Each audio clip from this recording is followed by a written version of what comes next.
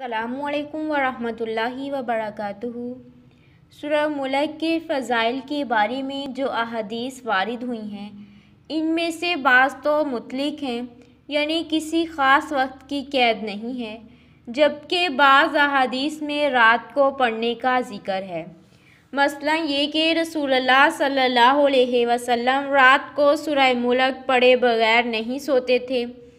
लिहाजा रात को पढ़ने की सूरत में दोनों तरह की अहादीस पर अमल हो जाएगा।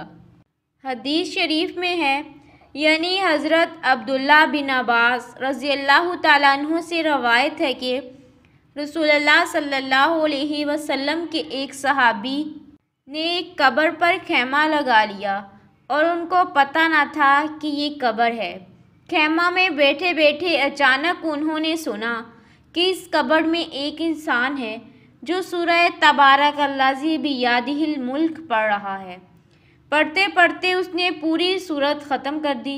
ये वाक़या उन्होंने हज़रत रसूल करीम सल्लल्लाहु अलैहि वसल्लम की खिदमत में अर्ज़ किया तो आपने फरमाया कि ये सूरत अज़ाब रोकने वाली है, ये सूरत अज़ाब से निजात देने वाली है, इसको कब्र से अज़ाब से बचा रही है।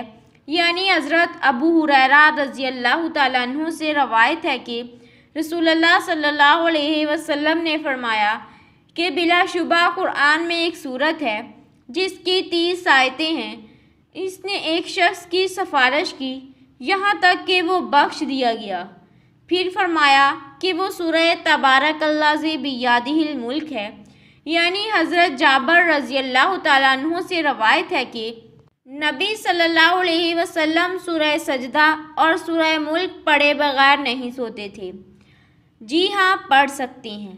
सूरह मुल्क मुसलमान को अज़ाबे कब्र से बचाती है, लेकिन इसे कितनी दफ़ा पढ़ना ज़रूरी है? दिन में एक मरतबा या एक से ज़्यादा मरतबा पढ़नी चाहिए।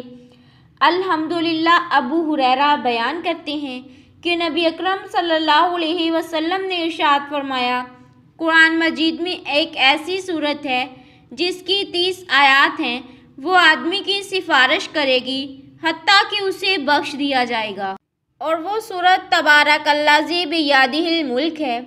इस हदीस से मराद और मकसूद ये है कि इंसान इस सूरत को हर रात पढ़े और उसके काम पर अमल करे और उसमें पाए जाने वाली अखबार पर ईमान लाए। अब्दुल्लाह बिन मसूद रज़ियल्लाहु ताला अन्हुमा कहते हैं कि जिसने हर रात तबारकल्लाज़ी बियदिहिल मुल्क पढ़ी, अल्लाह ताला उसकी वजह से उसे अज़ाबे कब्र से निजात देगा। हम इस सूरत को नबी सल्लल्लाहु अलैहि वसल्लम के दौर में अलमानियत बचाव करने वाली सूरत कहते थे। किताब अल्लाह में ये ऐसी सूरत है, जो भी इसे हर रात पढ़ेगा उसने बहुत अच्छा काम किया।